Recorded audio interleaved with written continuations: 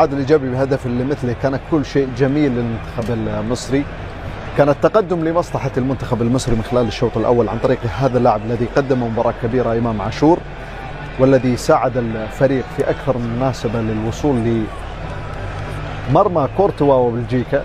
وأيضا محمد صلاح لعب دور كبير في عملية التحولات أيضا المنتخب المصري، بالإضافة إلى عمر مرموش، وكان كل شيء جميل للمنتخب المصري. لعب بشجاعة وبمستوى ملفت مغاير تماما عما ظهر عليه في كأس إفريقيا، وأخذ مباراة كوت ديفوار في ربع نهائي كأس إفريقيا الماضية في المغرب كمرجع للتقدم أكثر، للتطور أكثر، لتحسين الفريق على المستوى التكتيكي خصوصا على مستوى خط الهجوم. مباراة قوية، مباراة مميزة مع بلجيكا، حقق فيها العديد من النقاط واكتسب العديد من الأمور، منها الثقة أيضا. كابتن محمد، بداية يعني الصراحة بداية الواحد فخور بهذا هذا الفريق اللي قدم مباراة كبيرة بشخصية كبيرة. انت اتكلمت على امام عاشور، نجم المباراة بالنسبة لي كابتن حسام حسن. حسام انا بحب الايقونات بتاع كرة القدم تنجح في اي مجال، لان حسام كان لعيب ايقوني، لعيب اسطورة. فالنهارده حسام قدم لنا مباراة كبيرة من الناحية التكتيكية، فاجئنا بهذا الاداء وبهذا الانضباط، ومش بس دفاعية، احنا سجلنا هدف وضيعنا العديد من الفرص، ومش بس الفرص، حتى التغييرات كان شجاعا وجريئا. فاعتقد ان المباراة بداية قوية في مجموعة. على الورق هذا المنتخب هو الأصعب بالنسبة له على الورق. المباراة القادمة إن شاء الله نبقى نكسبها وإن شاء الله نضمن عملية الصعود. صلاح قدم 75 دقيقة، كان محطة أساسية وعديد من التمريرات المميزة بالنسبة له. ربما العامل البدني الكابتن حسام فكر إنه ينشط الجانب الهجومي، فالتغييرات النهارده تغييرات مميزة. اللعيبة النهارده بتوع نصة الملعب مروان ومهند وحمدي فتحي ومحمد هاني رغم الهدف العكسي، وشوبير اللي عمل انقاذ مميز. فاعتقد ان احنا فخورين بهذا الاداء. البدايه قويه، البدايه تدي معنويات كويسه للولاد، ثقه. حمزه بدايه مميزه بالنسبه له، جريء. كان هناك عمل ضغط مهم بدون كوره، كان محطه اساسيه. مرموش عنده الافضل، انما كان محطه اساسيه بالنسبه للولاد. فبدايه قويه، والواحد فخور انه شاف منتخب مصر ند بند مع 9 و10 التصنيف الدولي. فبدايه قويه، عاوزين بقى المرحله ونطوي الصفحه ونقدم شكل زي ما قدمناه في المباراه الاولى.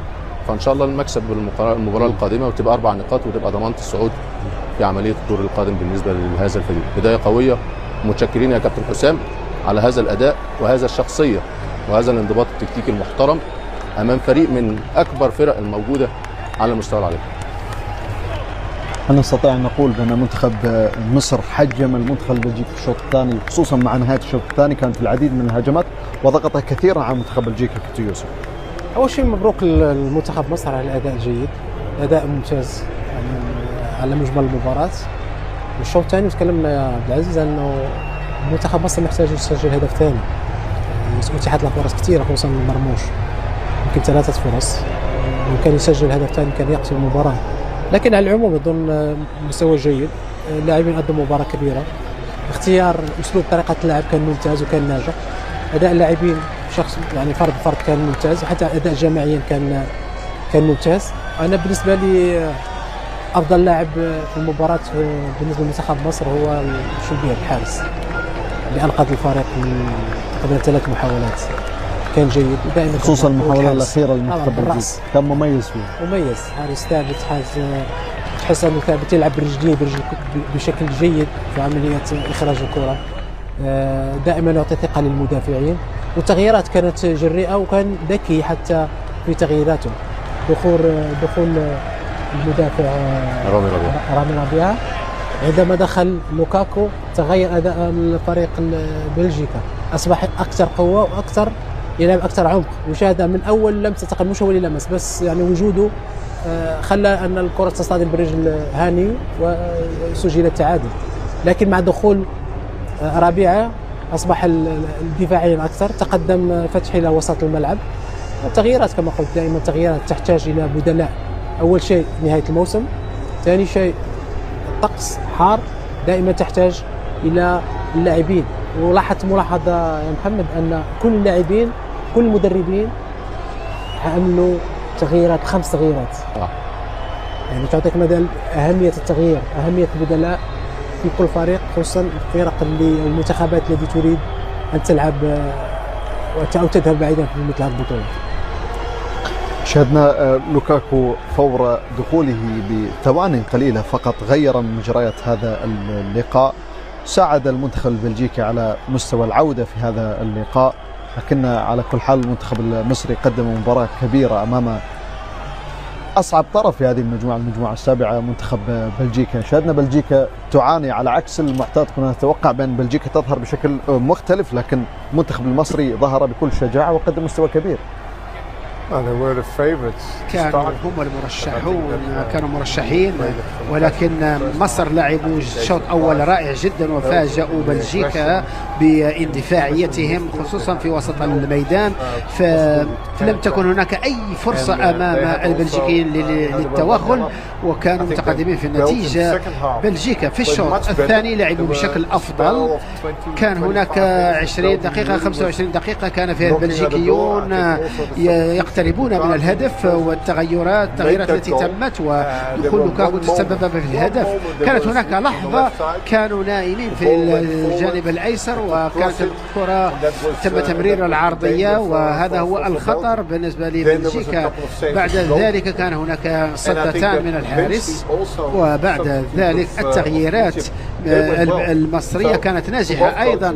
المدربان كانا ناجحين في التغييرات التي قام بها لأنهما أفادا الفريقين، بينما بالأمس هولندا التغييرات كانت سلبية وأضرت بالفريق، وبالتالي نهنئ الفريقين خصوصا مصر صراحة لقد قاموا أعطونا انطباعا قوية جدا. وما فاجأني أكثر هو أنه الحرارة كانت 31 درجة و90 دقيقة من الاندفاعية، كانت قوة وإيقاع مرتفع من الفريقين. هذا فاجأني صراحة، هذه اللياقة البدنية من المنتخبين في هذه الحرارة. قدموا 100% وحتى 10%، هنيئا لهما. نذكر مشاهدينا الأعزاء بأن رجل المباراة كان إمام عاشور أفضل لاعب في هذا اللقاء، والذي سجل وافتتح التسجيل لمنتخب مصر بهدفها الوحيد في مرمى تيبو كورتوا ومنتخب بلجيكا.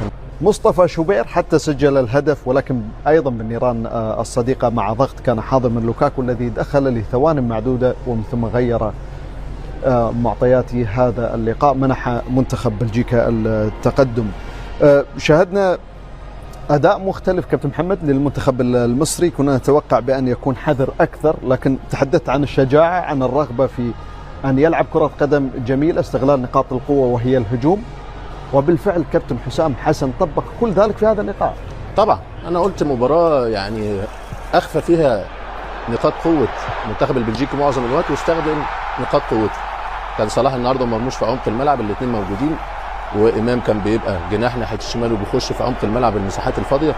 الشوط الثاني الامور تغيرت شويه، المنتخب البلجيكي هاجم من العمق، خلى دوكو ودي بروين يبقوا موجودين في العمق، وده سبب مشاكل بالنسبه لنا في الشوط الثاني، مع نزول طبعا لوكاكو اللي كان عمل عمق هجومي للمنتخب البلجيكي اللي كان ناقص قبل ما ينزل، رغم الحاجات اللي كان فيها كسل نوعا ما بالنسبه للفريق وعدم تركيز، انما برضه بتحصل في كره القدم. التغطيه العكسيه ما كانتش كما ينبغي لمحمد هاني اللي قدم مباراه كبيره على فكره، رغم انه سجل هذا الهدف العكسي، انما كان بيلعب النهارده على اسرع وامهر اجنحه العالم وهو دوك معظم الوقت، بعد احيانا بيغير تروسارد بيجي ناحيته، انما هو النهارده كان مباراه كبيره. مش بس هو الصراحه، انا عاوز اتكلم على الاداء الجماعي ككل. النهارده شفنا فرقه بتدافع وفرقه بتهاجم. النهارده في الدقائق الاخيره بنروح ب5 6 لعيبه عشان تنهي الهجمه والفرصه بالنسبه لك، فاعتقد ان الاداء الجماعي مهم بالنسبه لي. دي حته الكسل اللي كان ممكن الناحيه الشمال فيها فتوح او امام عاشور يتعاملوا فيها تعامل افضل من كده.